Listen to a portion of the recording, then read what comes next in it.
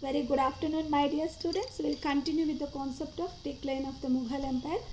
If you observe the last point, which was one of the cause of decline of Mughal Empire, that was challenges from regional powers. The various groups of zamindars, princely rulers, and other nobles had slowly become powerful and gained recognition during the Mughal rule, and finally, all of them now began to assert their independence.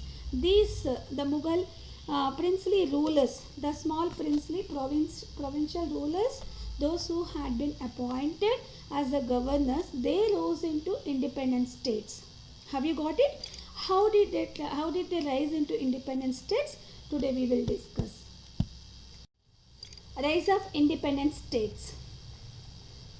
What does the word independent state imply? Independent state means that the governors of state such as Bengal or Hyderabad or Punjab who had been appointed as the governors, they did not want to abide by the orders issued by the Mughal emperor at Delhi. It could also mean that the governors would not pass on the revenue collected at their end to the Mughal emperor because even he was too weak. The Mughal emperor also was too weak to demand his share of the revenue. Already we have discussed about how he became as weak, and the Mughal empire was steadily declining since the time of Muhammad Shah and was confined to the Delhi and its surrounding areas only. Finally, by the time of Muhammad Shah, only Delhi and its surroundings only were under the Mughal empire. If you observe, if you just recall your previous knowledge which you have learned in 7th standard, how did Babur as well as Shah Jahan, Akbar, Humayun and Jahangir, these people established a vast empire by conquering many smaller states and joining into Mughal empire, but finally it became as very small. Only Delhi and surrounding parts only brought under the Mughal empire. How did the other provinces become as independent? How did they rise as independent states? Let us discuss. First one, Bengal. Murshid Quli Khan was the Diwan of Bengal under Aurangzeb. First, earlier he was the Diwan of Bengal, and later on Farrukh Shiar, one of the Mughal ruler, appointed him as the Subedar or governor of Bengal in 1717. Taking advantage of the weakness of the emperor, he soon became almost an independent ruler. He shifted the capital from Dhaka to Murshidabad. Later on, this Bengal became as already under the Mughal empire itself, Bengal was one of the richest province.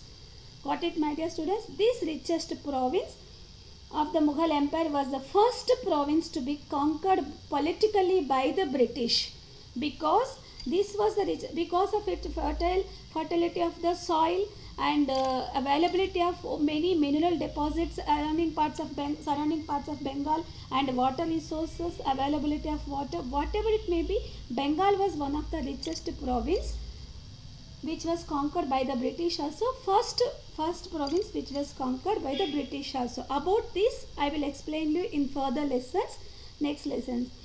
Later Shiraz ud-Dawla, the grandson of Alivardi Khan, one of the ruler, Alivardi Khan also one of the ruler of Bengal, and his grandson Shiraz ud-Dawla fought against the British, tried to restrict the British, but failed and was badly defeated in the Battle of Plassey.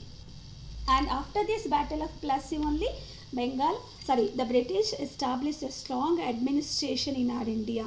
Till then, just they were maintaining trade only, but after the Battle of Plassey, they started to establish strong administration. Next, Hyderabad, next province, which became as an independent state, Hyderabad. Mir Kamaruddin Siddiqui, who was also called as Chin Kilich Khan, had been given the title of Nizam ul Mulk and was made the governor of Deccan. Here Deccan means some of the provincial states in the south. He was also appointed the Wazir by Muhammad Shah, but he quit the post and returned to Deccan. Of course, he was also given one of the important posts. Wazir means the Prime Minister and head of the Revenue Department in the court of Mughals. He was also appointed as the governor as well as another post was given. But he quit the post of Wazir and returned back.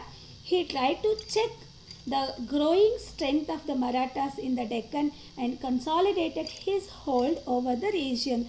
Check means, my dear students, here the meaning of check is stop. During that time, Marathas were trying to establish a vast empire. They were trying. So, Chinkilich Khan went back and he stopped the growing strength of Marathas and he consolidated his hold over this region. Although he never openly declared his independence till 1724, he governed the Deccan as an independent ruler only. His successors were called as Nizams. Nizams of Hyderabad. Next, Awadh. Next we will move on to Awadh. Next, Awadh. Next provincial state which became as independent, Awadh. Awadh consists of present Lucknow, Kanpur, Faizabad, which includes Ayodhya and adjoining districts in modern day Uttar Pradesh. In 1722, Sadat Khan was appointed the governor of Awadh by the Mughal emperor. Here, my dear students, you should remember which Mughal emperor or Mughal ruler had been appointed as the governor is not important, but who was the governor, name of the governor of particular provincial state, you should remember. Got it? Name of the governor who had been appointed and year also. This you have to write when you are answering the question. Okay? Then he soon rose to fame and power for his intelligence and courage. Sadat Khan rose to fame and power, very popular because of his intelligence and courage. After his death, his son-in-law Safdarzan succeeded him. Even he was also very efficient ruler. He was also appointed the Wazir as the Wazir in 1748. As I have told, Wazir means Prime Minister and as well as head of the Revenue Department who works in the court of the Mughals. The rulers of Awadh suppressed rebellion and checked lawlessness. Like if you take Sadat Khan or Safdarzan or successors, whoever it may be, whoever ruled Awadh, they suppressed the rebellions in Awadh as well as they stopped the lawlessness. That means they maintained a proper law. They also tried to improve the financial resources of the empire and bring peace in the region. So, after becoming as independent, they improved the financial resources of the empire and also brought peace in the region. The army was quite powerful. Safdarzan fought against the Rohillas and Bangash Pathans with the support of Marathas and the Jats. Under Safdarzan, there was a long period of peace and prosperity. Art and literature flourished. Lucknow, Awadh's capital, became a center of art and culture. Safdarzan died in 1754 and was succeeded by his son. Next independent state which became as independent state, Rohilkhand. The Rohillas were Afghans from the mountain ranges of the northwest frontier. Here northwest, can you imagine the region between north and west, northwest region? Rohillas, a group of people, a tribal people, those who were from Afghans. Firstly they came Muhammad Khan Bangash, an Afghan chief. The chief of these Rohillas gained control of the region between Aligarh and Kanpur, which were in our India. A region which were between Aligarh and Kanpur, that region he brought under his control as a chief, and he succeeded in carving out the independent state of Rohilkhand. Whatever he conquered, he named it as Rohilkhand since it belongs to Rohillas, and the chief that also he made it as independent state. It covered the territories of Moradabad, Bijanur and Bareilly.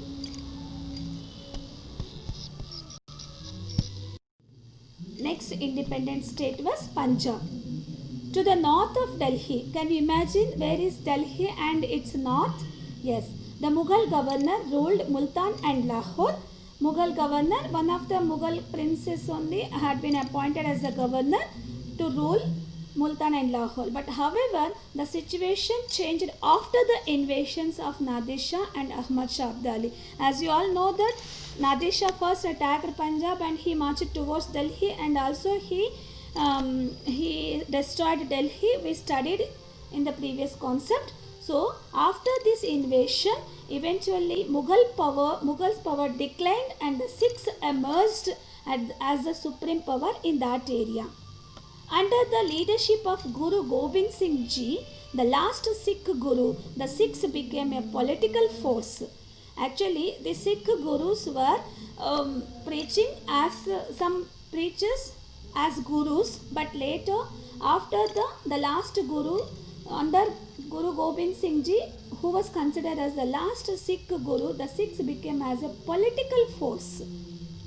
Because there was a reason. I will explain you further about why these gurus became as a political force. After his death, the institution of gurus came to an end.